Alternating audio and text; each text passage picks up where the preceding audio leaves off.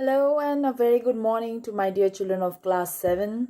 So this video is a continuation of the previous video that we had started with, where we had started with a new chapter, The Bell by Kavita Krishna Kutti.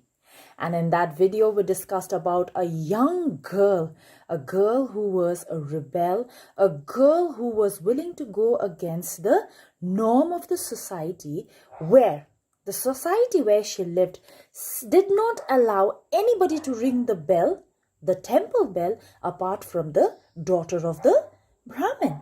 But this girl, who was a rebel by nature, she had some other thought. She had some other belief where she believed that, everybody, they were equal in the eyes of God. Nobody was different. So why only Thangam would be allowed to ring the bell, and why would she not be allowed to ring the bell? When she said this, when she announced that she would ring the bell in front of her parents during lunchtime, her parents, they naturally protested against her wishes, for they feared the society where they lived in, for they felt that their family will be put to shame in front of the entire society for their daughter's such rebellious and outrageous act. So the family, her parents, what they do is they tag Kelu Nair, the major domo of their house, they tag him along with this little girl, so that she would not do something stupid that would put their family into an embarrassment.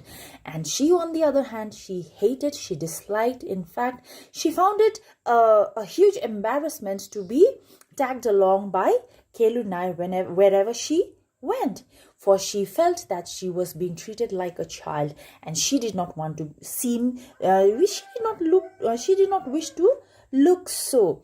But that day Kelu Nair was tagged along with her, and she could not help but comply to her parents' wishes. So Kelu Nair, so now this girl, she's on her way to the temple after having a bath, after having her hair oiled. We discussed that in the previous section, which she disliked again, but in order to please her family, please her parents, she did everything as per their wish. But she did that because she had something in her mind. She wanted to do something which would make her happy, and that was to ring the bell. So now let us move ahead with this chapter, with the second half, the last half of this chapter. So sometimes if she arrived at the strategic blend of authority and appeal, she could force Kelu Nair to walk a few steps behind her and pretend that he did not belong to her at all. So sometimes, whenever Kelu Nair, in the past, whenever Kelu Nair accompanied her wherever she went, she sometimes, sometimes used to show her power of authority, and she would appeal him. She would order him to stand at a distance while following her, so that he would not look as if he belonged to her. For she found Kelu Nair a big embarrassment. So she did not want people to see, especially her friends, that this man, Kelu Nair, belonged to her. So sometimes whenever she ordered him, this man, Kelu Nair, he agreed, and she succeeded. Basically, she succeeded in putting him at a distance. But today, what happens? Today he stuck obstinately to her side. But today she could not succeed. He stuck obstinately, stubbornly, persistently to her side, imparting bits and pieces of information and advice that she tried to ignore. And he was trying to advise her, to remain close to her, not to run too far away from him. For Kelu Nair was given an order by his master and his mistress that he remain close, that she does not go out of his sight nor leave his side that day. But She tried to go against, but she rarely succeeded. For Kelunar, he persistently stuck beside her. And then what happened? Imparting bits and pieces of information and advice that she tried to ignore, she quickened her steps as they reached the road, almost breaking into a run, and she ignored whatever he was trying to say. And not just that, she almost was on a run. She was trying to avoid all those advices, and she was trying to maintain a certain distance away from Kelunar. So she was almost on the verge of running. Kelunar shouted at her to stop and wait for him. But what was expected? Obviously, she would not listen to him. She did not care to explain any of them that she tried to cover this stretch of road quickly as possible because the gravel hurt her bare feet. So the reason why she ran was not just because she wanted to avoid being seen that he belonged to her, but at the same time, she was walking on the hot gravels. Gravel is a place where it's a road which is made by small stones. So naturally it was quite piercing for her and irritating for her to walk on those gravels. So she was trying to complete that stretch of road that was made of gravel and reach to the other end where the road was smooth. So that's why she was running. So then what happened? At the temple entrance, she slowed down, grateful for the feel of the sun-warmed stone. So finally she reached the other end. That was the entrance of the temple where the gravel route had ended, and she finally could walk without hurting her feet. The usual knot of women was gathered around the three-tiered stone lamp at the outer door, talking earnestly in hushed voice. So as always, there was this knot of women, the same knot of women who always gathered around the three-tiered stone lamp, in the temple. They always gathered out there, the same circle of women, they always gathered out there. They always talked and gossiped. They were always seen out there, and as usual on that day too, they were seen doing the same thing. And as they were passing by them, what happened? Kelunar edged as close to them as he dared. He tried to carefully move towards move as closely as possibly he could towards them, towards that circle of women. And what did he do? She knew he drank in every whisper that he could distinguish, and he would impart it all. She knew that he had overheard. He drank in means he gathered, he took in everything that he overheard those women whispering and talking about. And she also knew that evening he would return back home and he would impart it all, embellished means by adding spices. When people gossip, what do? They not just gossip about while they gossip, they add more spices and make it more interesting, even if it is not real, for the sake of making it interesting. She knew that Kelunar would do exactly the same. He would impart whatever he had heard, he had overheard. He would impart it all embellished with many scandalous details. Scandalous means something that would damage the reputation of a person or the other. Imparted all embellished with many scandalous detail of his own invention. He would add his own. Even if it is not true, he would add his own, to her mother, to the girl's mother and great-grandmother over dinner tonight. So from here we gather that Kelunar, he loved gossiping. Then as they started their ritual circling of the outer wall of the temple, when you visit the temple, what do? First, you take circles around the temple. isn't it? Before we enter the temple, that is exactly what we do. So yes, she was also doing the same. The ritual circling of the outer walls of the temple, she noticed that the football game had already begun in the country yard beside the sanctuary of Krishna. So there was this country yard, the football ground, besides the sanctuary of Krishna, where they were playing football, and she enjoyed watching the players. So she was pretty interested in this game, because more so because of her obvious delight in the vigor, the energy of the game. So she loved football, the energy that it had, it showed, that this game exhibited. She loved it. So she found this game pretty interesting. So arriving at the sanctuary of Krishna, she saw the small door obstinately closed. Then Kelu Nair had told her time and again, time and again, that the image inside was unimaginably beautiful. The image of God was unimaginably beautiful. That was the kind of talk that she had overheard from Kelu Nair, and that door most of the time remained closed. Today she circled the walls of the temple hurriedly.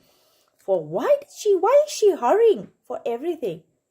Yes, she has a plan in her mind, and that is to ring the bell. Then her mind full of that secret mission of ringing the bell, yes, and almost ran along, provoking an incomprehensible torrent of protest from Kelu Nair. So Kelu Nair was there protesting, he was against whatever she was doing, then who could not keep up with her? And Kelu Nair, he was trying at his level best to run as close to this girl, but to no avail. He failed. But this time this girl was very, very determined in doing what she wanted to do. That's why she was moving way ahead of Kelu Nair. And then the eastern facade of the temple always enchanted her. Facade is the outer appearance of the building, always enchanted her, mesmerized her. She recalled it afterwards, as she often did. Her memories were full of sound and color. The river ran through here, the jade green of its water melting first into the rice fields beyond, and then into the luminous evening sky. In the enclosed area where the women bathed, shrill voices rose above the wet slapping of cloth against the stone. So she loved this environment of her village. She loved the environment of her village. She loved the sound, the color, the different motions and the vibrations of that entire village. She had fond memories. She had fond memories of her village and the area out there. Then what happened? The rock beneath her feet was turning cool. So now gradually time had passed, and it was almost evening. Almost evening means the hour of the lighting of the lamp was nearing. She remembered that the hour of lamp lighting was near, and hurried back through the shadow-filled hall. Beyond the tall golden flagpole, tiny pinpoints of light pierced the warm darkness of the inner sanctuary. Kelu Nair, muttering angrily, was close upon her heels.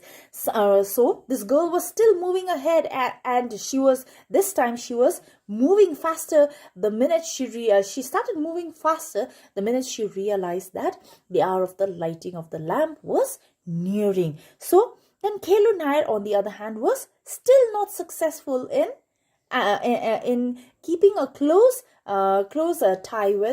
distance with this girl. He was still struggling, and he was from behind. He was muttering angrily and was close, and he too was this time moving faster. So he was close upon her heels. Rounding the wall, she acknowledged with an involuntary intake of breath the sparkling rectangle of flame that outlined the door of the corner sanctuary of Apaya. So she quickly she ran circles around the temple, and then what happened? Inside the temple, her feet lovingly caressed the cool stone of the inner courtyard, reveling in its smooth worn feel. She bowed a perfunctory greeting to the little doll like Parvati. So she quickly, the minute she saw the idol, she quickly bowed. She gave a perfunctories, and automatically and mechanical. When you see temple, what do you do automatically? You either offer prayer or you either do this. So just like that, the minute she saw the idol of the goddess Parvati, she perfunctorily, mechanically, automatically, she bowed. Then what happens? Quickly she did, hastily. Then her arms and touched her ears before the dark, almost invisible Ganesha, and she even greeted Ganesha and came hurriedly upon the crowded main sanctuary, where the lighting of the lamp would happen. A familiar scent of hot oil and flowers of vibhuti and wet clothes welcomed her. So that means it was almost time for the lighting of the lamp. Then as she neared the main sanctuary where the lighting of the lamp would take place, and in fact she had reached out there, the women of Nambodri household stood in front in a tight invisible circle that no one else must touch, their eyes closed, clutching their thatch umbrella. So these set of women from the Nambodri household, they had circled around the lamp so that no one would be able to touch or obstruct the process of lighting of the holy process of lighting of the lamp. So and not everybody were allowed to touch it. All right, so that is exactly what we see out here. Then their eyes closed, clutching their thatch umbrellas that were made up of hay, that obscured everyone's vision, their lips moving in an ecstasy of prayer, in a strong feeling of prayer. She edged her way, this girl. So these women, they were praying with extreme deep devotion. They had circled, and they were praying with so much deep devotion. And while they were doing that, the girl, she noticed and she edged. She edged means she went to a particular direction, towards the direction. And what direction that she took? She was taking the direction where the temple bell was hung. So where she was actually not allowed to go, and not just go, she was not even allowed to near, but she edged her way towards them, ignoring Kelu Nair's shocked whisper of protest. So obviously, when she was not allowed to go to a certain place where nobody was allowed, definitely Kelu Nair and everybody else would have been shocked. So it shocked Kelu Nair, and almost bumping into one of the ridiculous umbrella. So she was almost, she edged her way, and Kelu Nair was behind her, protesting her, forbidding her from doing something stupid, and she saw, and as she was proceeding towards the bell, she saw Thangam standing near the steps, looking remote and wrapped with devotion. She was completely soaked in devotion and prayer. The rhythm of the edaka is a drum that is like the shape of an hourglass. It has the shape of an hourglass. It's a drum. So that was being beaten, was mounting crazily as the door was flung open. She blinked at the sudden vision of gold, the image of the god, and most importantly, the image of the bell. Yes, before she could regret her decision to go back up upon it, she elbowed herself quickly through the untouchable circle of Nambodri women. She literally barged and went through that untouchable circle, the circle whom everybody were not supposed whom everybody were supposed to stay away from. They were not supposed to touch them, they were not supposed to disturb, but this girl, she literally elbowed herself through them. She ran through them, through Nambodri women, nearly floundering on the slippery steps, so clumsily moving, running. The sight of the big bell above her touched her with a heady excitement, and the minute she saw the bell, it excited her even more. So she could distinguish Kelunar's frantically whispered threat. Frantically means in a state of panic. He was worrying. He was so worried. But she reached up, rang the bell, but she ignored everything. She ignored everything that the people of that society were supposed to follow. She, first and foremost, she rebelled. She ignored the warning of her parents. She even ignored the advice of Kelunar. She even ignored she even ignored the practice followed by the people of the society, where they were supposed to maintain a certain distance from the Nambodri women who were offering their prayer during the hour of the lighting of the lamp. And most importantly, they were not supposed to be touched. But this girl, she goes against each and every norm of those, and she goes through the Nambodri women and she rings the bell. So she was a true rebel indeed. Rang the bell with one resounding clang, and that was down the steps before she realized what was happening. And Kelunar could not succeed in stopping her. He was completely dumbstruck. He could say nothing, because what happened next was something which he could not stop, from happening. In fact, it had happened. She had already rung the bell. Dimly, she was aware of the dark looks and subdued murmur pursuing her as she permitted Kelunar to drag her away. And Kelunar, quickly, he was embarrassed. He was scared that the Nambodri women and the people of the society would say something mean. So before that happens, before she was punished, he quickly, out of fear, he drags this girl by her hand. And as she allowed this time, when after having rung the bell, she allowed Kelunar to hold her hand, and not only that, she even allowed Kelunar to drag her, and she willingly got herself dragged by Kelunar. That is after ringing the bell. And as she was being dragged, she could hear the whisper of the dark face, that is not happy, not a happy face. Dark looks means not very happy looks, angry looks, subdued murmur, and people, they were murmuring, they were talking about, and she knew that what they were talking about and what they were unhappy about. They were unhappy about her ringing the bell, and they were talking exactly about it.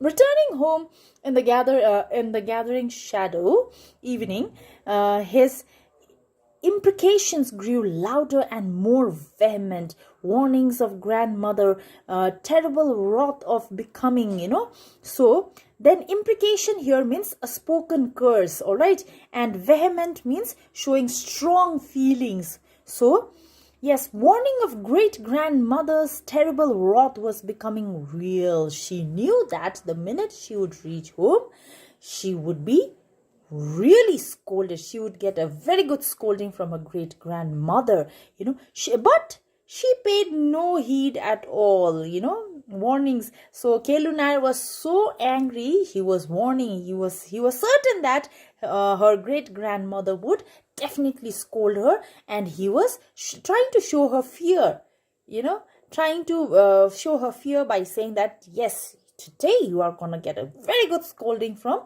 your great-grandmother for having done something which you were not supposed to do. But this girl, she paid no heed at all. She did not pay any attention to what Kelu Nair was saying and warning her about. Then she paid no heed at all, for she felt wondrously light-hearted, excitingly happy. In fact, instead of fearing, instead of being afraid of what might happen next at home, she was in fact really happy, for she could do something which she wanted to, which she greatly desired to do, and that was to ring the bell. That was it. That was it for her, this child. As she climbed over the stone stile to enter the house, she turned for a last look at the temple. She turned and gave a last look out at the temple. It gleamed back at her conspiratorially. Conspiratorially means involving in a secret plan between two or more people. So, blessing her happiness, she felt as if even the temple was, temple was also happy, and in fact had blessed her back for doing what she had done. So she was in dire disgrace, but that evening she was extremely in a dire disgrace. She was quite embarrassed. Why? Because their tight-lipped silence was more eloquent than speech. None of them, they talked with her nor said anything. They were very tight-lipped because they were extremely angry for what she had done. Then eloquent than speech, louder, their silence were louder than their speech, as was the conspicuous absence. Conspicuous absence means clearly visible. It was clearly visible absence of her favorite tiny papadums at dinner. The papadums specially ordered for her every holiday and served regularly at every meal. So as a and it was clearly visible from the absence of papadums on her plate that the elderlies of her house, they were extremely angry at her, and as a mark of punishment, they had not served her any papadums. Papadums were it was her favorite dish that her elderlies or the elderlies of her house would always prepare for her during her holidays. So, but that night, as a punishment, they had not prepared any for her, nor had they put any on her plate.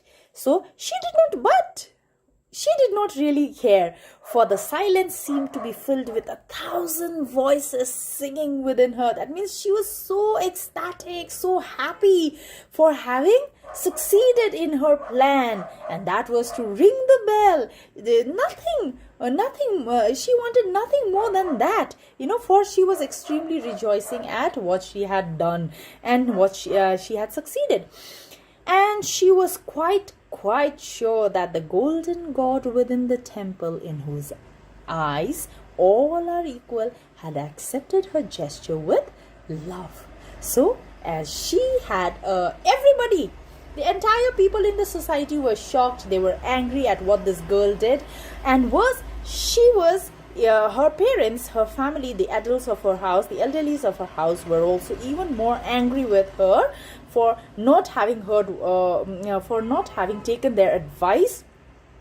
And not just that, they had even punished her by not serving her papadums, but nothing mattered for her, because for her, all that mattered and all she felt at that point of time was nothing but extreme sense of ecstasy, extreme sense of happiness for having rung the bell that she always wanted to do.